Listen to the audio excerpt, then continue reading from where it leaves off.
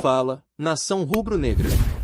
O Flamengo em Foco tá no ar com mais um vídeo cheio de informações exclusivas e novidades quentíssimas do Mengão. Antes de começarmos, já deixa o like, se inscreve no canal e ativa o sininho para não perder nenhuma notícia, nenhuma bomba e nenhuma atualização do mais querido. E atenção! Todo mundo que se inscrever no canal e comentar aqui embaixo o nome e a cidade de onde está assistindo vai estar automaticamente participando do sorteio de uma camisa oficial do Flamengo. Então já se inscreve agora, comenta seu nome e sua cidade e você pode ser o próximo torcedor a vestir o manto. Agora bora direto para as notícias. O amanhecer desta quinta-feira no Rio de Janeiro foi marcado por uma cena que ficará gravada na memória da nação rubro-negra. Lucas Paquetá, cria da Gávea e ídolo em formação desde os primeiros passos no profissional, desembarcou cercado por uma multidão que transformou o aeroporto em palco de celebração. O retorno do meia, após 8 anos de trajetória internacional, foi recebido como um reencontro entre paixão e destino. Centenas de torcedores aguardavam ansiosamente, entoando cânticos, erguendo bandeiras e vestindo manto sagrado. Paquetá, visivelmente emocionado, não se limitou a acenar de longe. Ele se aproximou das grades, pegou celulares para registrar selfies e vídeos, vestiu camisa e boné de uma das organizadas e permaneceu por longos 20 minutos em contato direto com a massa rubro-negra. A cena reforçou a conexão visceral entre jogador e torcida. Em entrevista à TV oficial do clube, o meia deixou claro o peso emocional desse retorno.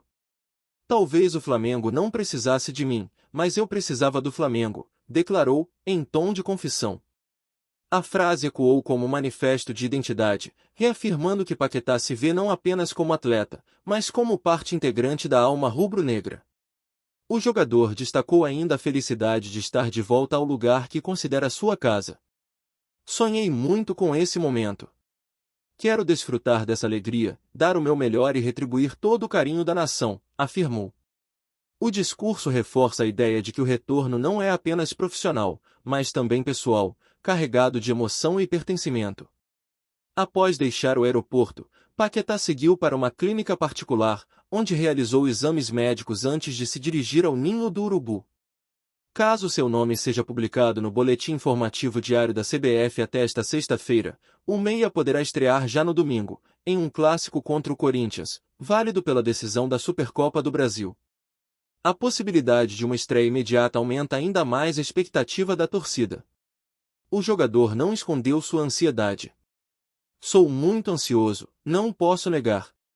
Quero estar em campo quanto antes, vestir essa camisa e sentir novamente a energia da nação, disse.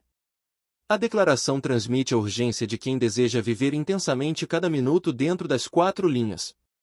A negociação, que se arrastou por semanas, teve desfecho positivo na quarta-feira, quando o Flamengo oficializou o acordo com o West Ham. Aos 28 anos, Paquetá retorna com um contrato de 5 temporadas e protagoniza a maior contratação da história do clube e do futebol brasileiro, 42 milhões de euros, equivalentes a 260 milhões de reais.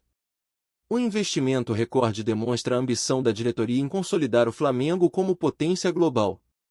O elenco que Paquetá encontra é muito mais robusto do que aquele que deixou em 2018. Hoje, o Flamengo conta com nomes consagrados e jovens promissores, formando um grupo competitivo em todas as frentes. O meia terá de disputar espaço em diferentes setores, mas sua versatilidade é um trunfo. Ele pode atuar como armador central, meia aberto ou até mesmo em funções mais defensivas, dependendo da estratégia do técnico Felipe Luiz. O próprio jogador reconhece essa característica como diferencial. Sempre me coloquei à disposição para ajudar o Flamengo em qualquer posição. Isso me ajudou a crescer e me tornou mais completo. Sou fominha, quero estar em campo sempre, projetou. A declaração reforça o perfil de atleta que não se limita a uma função, mas busca ser protagonista em qualquer cenário. Nos últimos meses, Paquetá havia se afastado dos jogos do West Ham devido a um incômodo nas costas. O desejo de retornar ao Brasil e ao Flamengo foi comunicado ao clube inglês e ao técnico Nuno Espírito Santo, acelerando o processo de negociação. O departamento médico rubro-negro acredita que o problema não será impeditivo para sua estreia, aumentando a expectativa de vê-lo em ação já no próximo compromisso.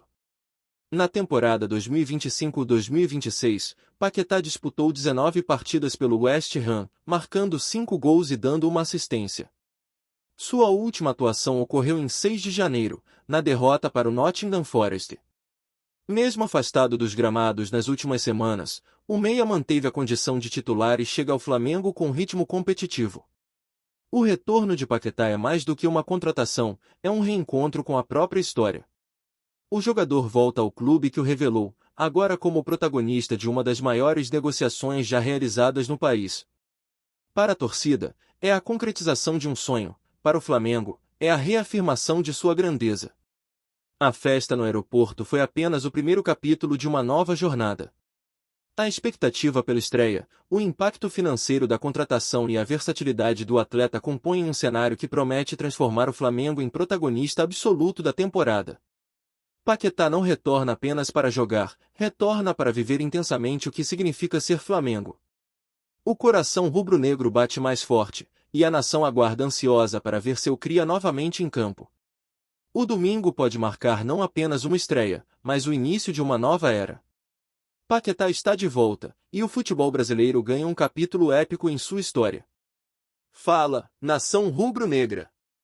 Antes de seguir com as notícias, aproveita e se inscreve no Flamengo em Foco e já deixa aquele like que fortalece demais. Assim você fica por dentro de tudo que rola no Mengão, em primeira mão e sem perder nada.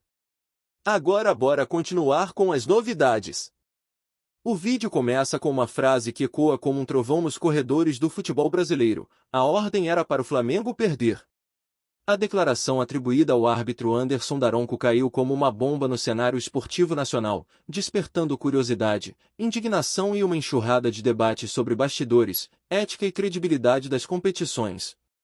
O impacto imediato foi de perplexidade, e a repercussão promete se estender por muito tempo. A notícia rapidamente ganhou espaço nas principais plataformas digitais e emissoras esportivas. Torcedores rubro-negros, acostumados a ver o Flamengo como protagonista dentro e fora de campo, reagiram com fúria e incredulidade. A ideia de que resultados poderiam ser manipulados por ordens externas coloca em xeque não apenas partidas específicas, mas a integridade do futebol brasileiro como um todo. O Flamengo, por sua vez, demonstrou enorme interesse em esclarecer o episódio.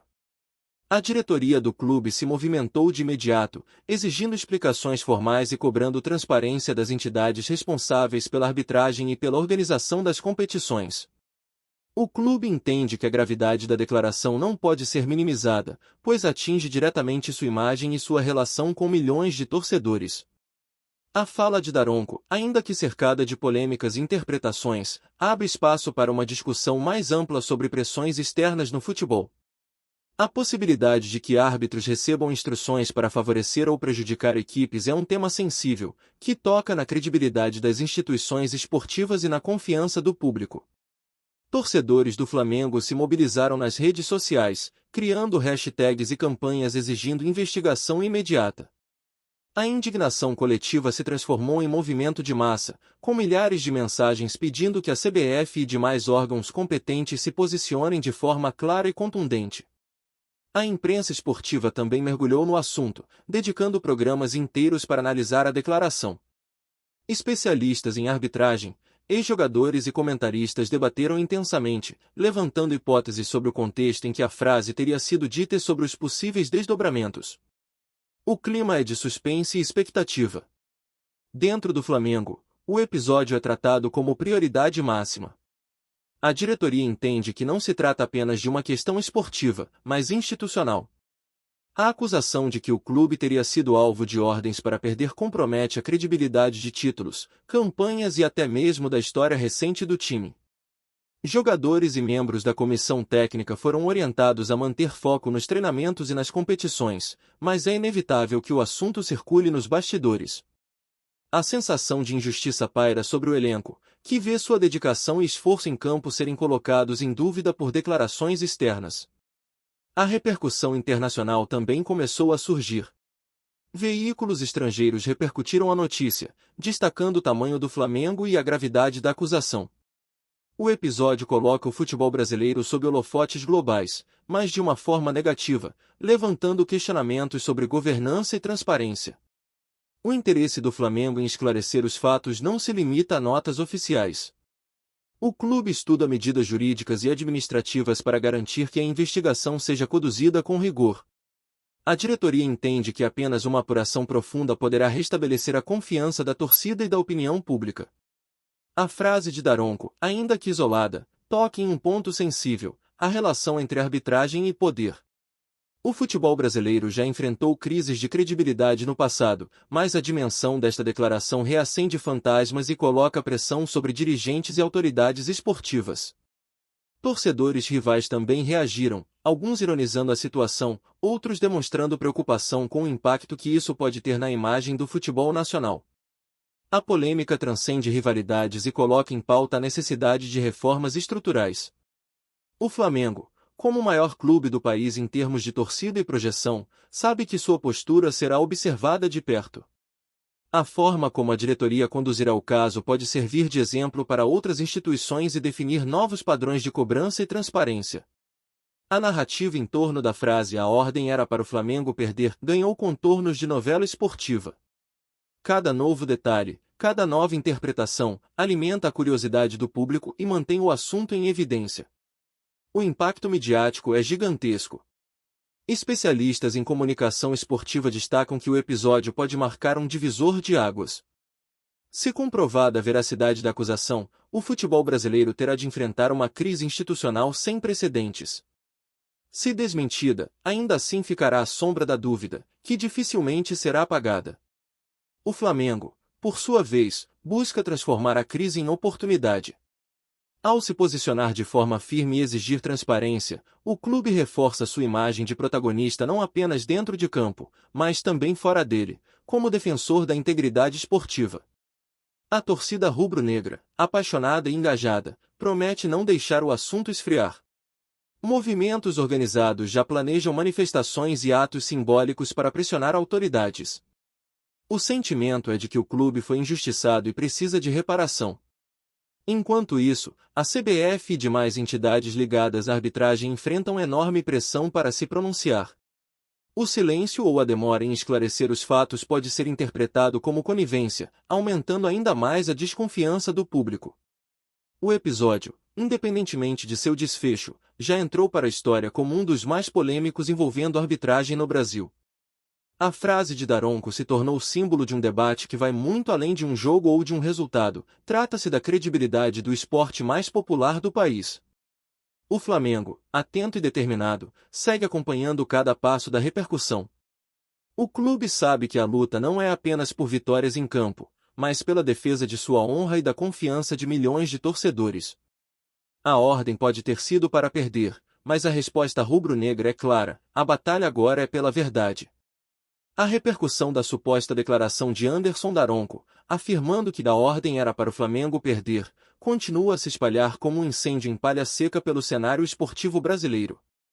O impacto imediato foi de choque e indignação, mas os desdobramentos vão muito além da surpresa inicial. A cada dia, novos comentários, análises e reações surgem, mantendo o assunto vivo e alimentando a curiosidade do público. Entre os torcedores rubro-negros, o sentimento predominante é de revolta.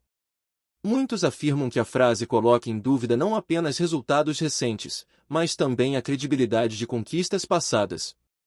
A ideia de que o clube poderia ter sido alvo de manipulação gera uma sensação de injustiça coletiva, que se traduz em protestos virtuais e manifestações de apoio ao time. A imprensa esportiva tem explorado o tema em profundidade, dedicando programas inteiros para discutir a veracidade da declaração e seus possíveis desdobramentos. Especialistas em arbitragem, ex-jogadores e dirigentes participam de debates acalorados, levantando hipóteses sobre pressões externas e sobre o papel das entidades responsáveis em garantir a lisura das competições. No ambiente institucional, a diretoria do Flamengo se mantém firme em sua postura de exigir esclarecimentos. O clube entende que a gravidade da acusação não pode ser minimizada, pois atinge diretamente sua imagem e a confiança de milhões de torcedores. A busca por respostas claras e por uma investigação rigorosa tornou-se prioridade absoluta. Outros clubes também se manifestaram, alguns demonstrando solidariedade ao Flamengo, outros aproveitando para levantar críticas ao sistema de arbitragem como um todo. A polêmica transcendeu rivalidades e colocou em pauta a necessidade de maior transparência e profissionalismo na condução das partidas. Nas redes sociais, o tema continua entre os mais comentados. Hashtags relacionadas ao caso permanecem em alta, e a cada novo detalhe revelado, a discussão ganha força. Vídeos, memes e análises circulam em ritmo frenético, mostrando que o público não pretende deixar o assunto cair no esquecimento. A repercussão internacional também merece destaque. Veículos estrangeiros repercutiram a notícia, ressaltando o tamanho do Flamengo e a gravidade da acusação.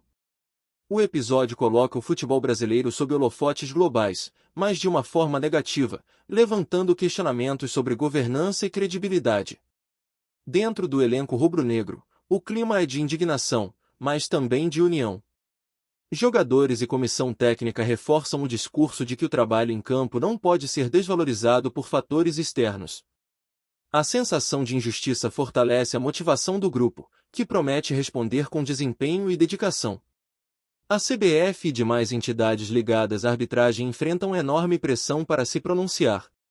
O silêncio ou a demora em esclarecer os fatos pode ser interpretado como conivência, aumentando ainda mais a desconfiança do público. A expectativa é de que medidas concretas sejam anunciadas em breve para tentar conter a crise. Independentemente do desfecho, o episódio já entrou para a história como um dos mais polêmicos envolvendo a arbitragem no Brasil. A frase atribuída a Daronco se tornou símbolo de um debate que vai muito além de um jogo ou de um resultado. Trata-se da credibilidade do esporte mais popular do país. O Flamengo, atento e determinado, segue acompanhando cada passo da repercussão, consciente de que a luta agora é pela verdade e pela defesa de sua honra. Aqui no Flamengo em Foco, você recebe as notícias mais quentes do Mengão todos os dias. Então já se inscreve no canal, deixa aquele like maroto e ativa o sininho para não perder nenhuma atualização importante sobre o mais querido. Comenta aqui embaixo o que você achou dessa notícia, a opinião da nação é fundamental. A gente se vê no próximo vídeo.